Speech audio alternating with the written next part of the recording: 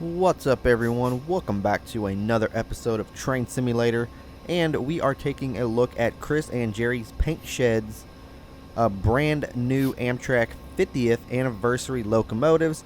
And I will say this one right here is a major step up from the Dovetail DLC that was posted a couple weeks ago, which, for one, because this one is actually free, whereas that one was free for a week.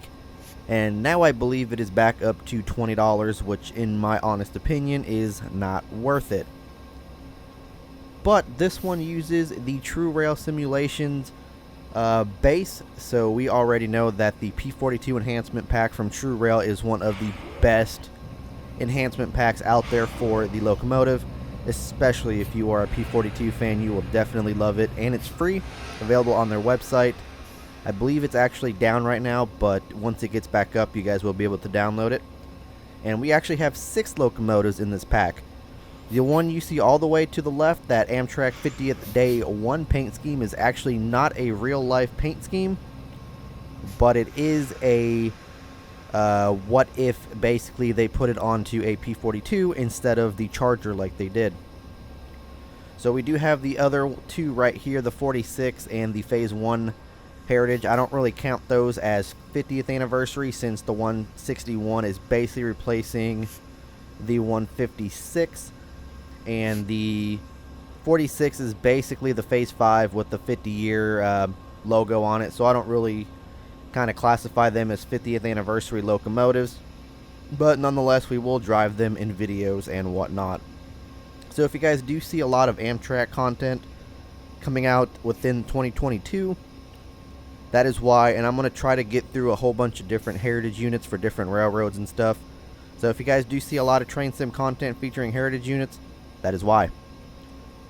But starting down the list here, we have, as I said, the 161, which I don't classify really as a 50th unit. It's more of a 40th, just kind of replacing a wrecked 40th unit. And then, of course, we got the 46. And as I said, this is one of the more realistic ones. And the same thing as we did with the last one, we'll go ahead and take this one out for a spin. And if you guys don't know about the True Rail Simulations P42s, I did a showcase video on that a while back when it came out. I'll have it linked in the description, so you guys can also watch that if you guys don't know about True Rail. But yes, you can actually dim the headlights, and you actually can make them look with ditch lights and stuff, and you can actually dim them like if you're at station stops or whatever, which is cool. Working marker lights as well, which is something I've been asking for on a P42 for the longest time. I'm not sure if I messed something up or if I forgot to check something, but once we get into the cab, there's no engine sound. Just bell and horn. So I'm not too sure if I messed something up or if it's just something with the bundle pack. I don't know. I might have just messed something up. It's probably just me. But yeah, guys. So that is your 161, the Bloody Nose Heritage Unit, which replaced the original 156 Heritage Unit, since I believe that one got into a wreck of some sort. So we will take that and the 46 down the line a little bit, just kind of for a test spin. We do got markers on this one right here, but we can actually turn off those headlights real quick. And that's actually one of the cooler things, is that each locomotive is its own entity.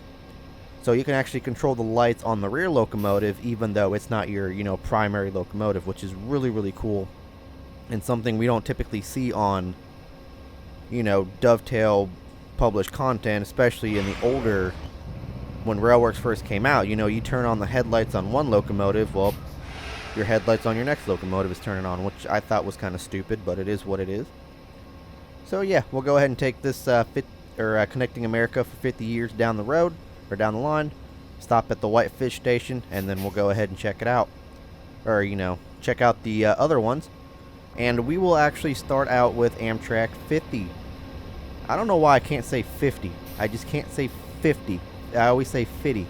But Amtrak 50, which is supposed to be the Day 1 paint scheme, which, fun fact, was never actually an Amtrak paint scheme.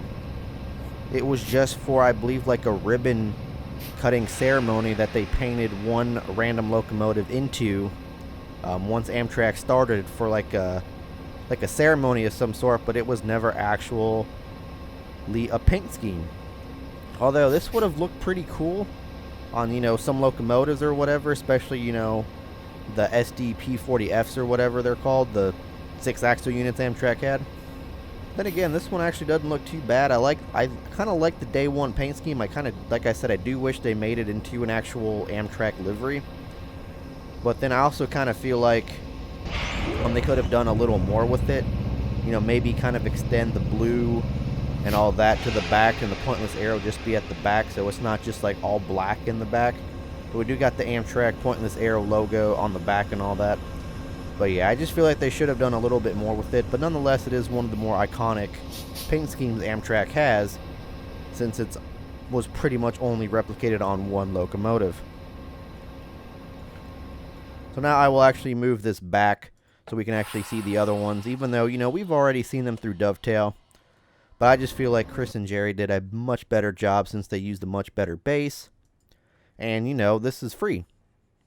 Legitimately free. Not free for a week and you'll have to pay for it later on. No, this is actually free up until, you know, the P42 enhancement pack isn't, you know, compatible with Railworks anymore, which I don't see why it wouldn't be.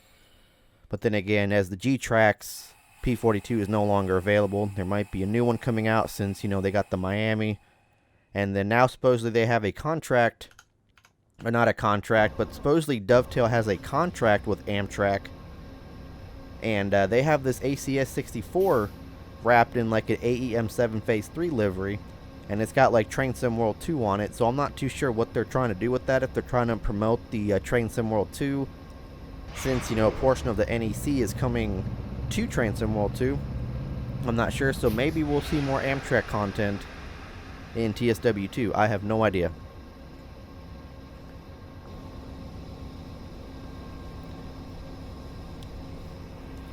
But here is Amtrak 160.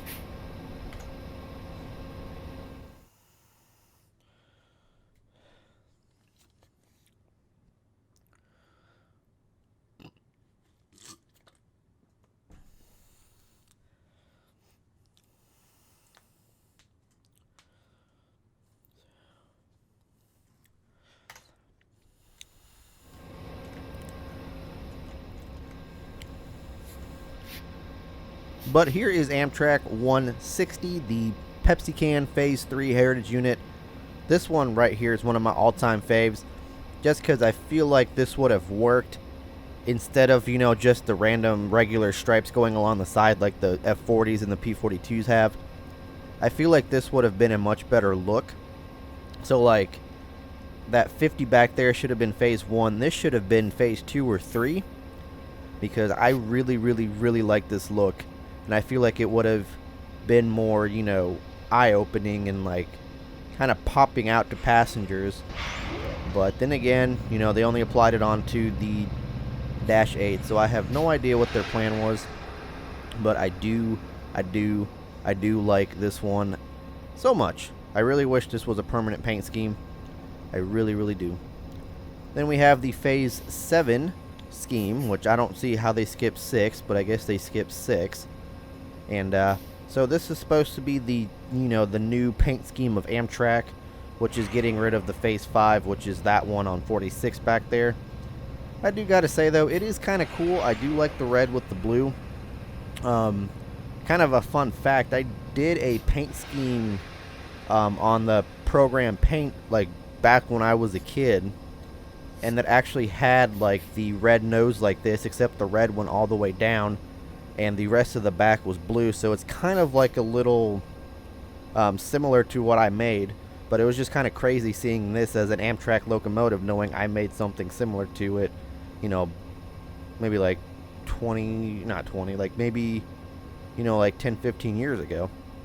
But yeah, all in all, this one is a very nice one as well. I feel like I'm missing one though, but I don't think so. I think there was only 6. Yeah, there's only 6. And then we have the Amtrak 100, which is the basically the Midnight Blue scheme, basically thanking all of, you know, its workers from around the clock, 24 hours, 7 days a week across Amtrak's system to keep trains moving and everything like that. So yeah, this one right here is one of my all-time faves as well. I really do like this one too. And another fun fact is the 100, actually this is not its first, repaint scheme. This one was actually the USPS stamp locomotive as well, back in the early days of Amtrak. I think they had like a special USPS charter train or something, and this one took that livery. So this is actually not its first, special exotic livery, which I think is pretty cool. Get a look at all three of them from the back there. Very cool. Very, very cool indeed. Chris and Jerry, you guys did an amazing job on these. I can't wait to use these in actual, episodes and stuff. But let us go ahead and hop in the 161. And let's get moving. We're going to be in the outside view because this is super, super quiet.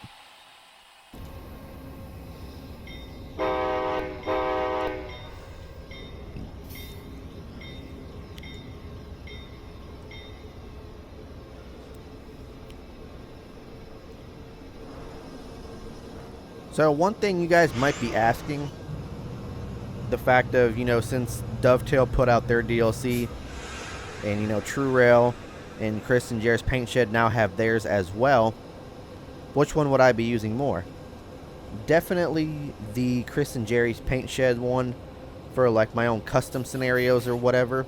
I do know there are quite a few on the workshop already that feature the Dovetail ones.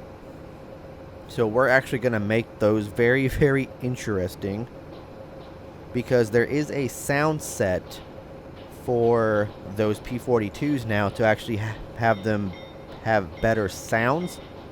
So we are actually going to take a look at that as well here soon, because I do want to hear what the sounds actually sound like, because it's supposed to be, it's supposed to be a lot better than what actually came default with those, and I will say those are atrocious. So I'm not sure what I want to do with those.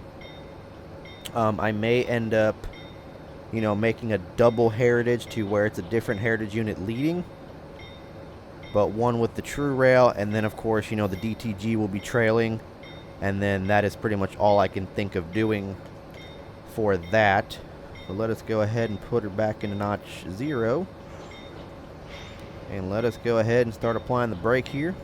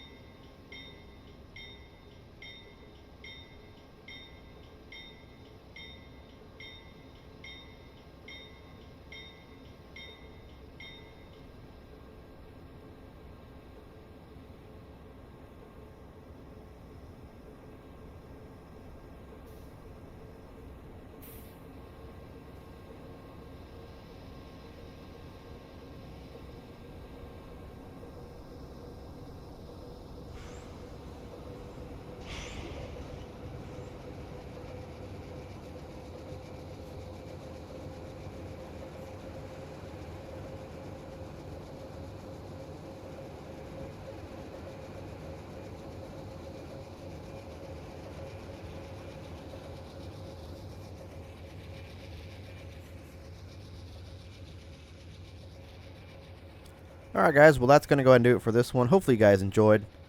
I'll catch you guys here on the next video. Peace.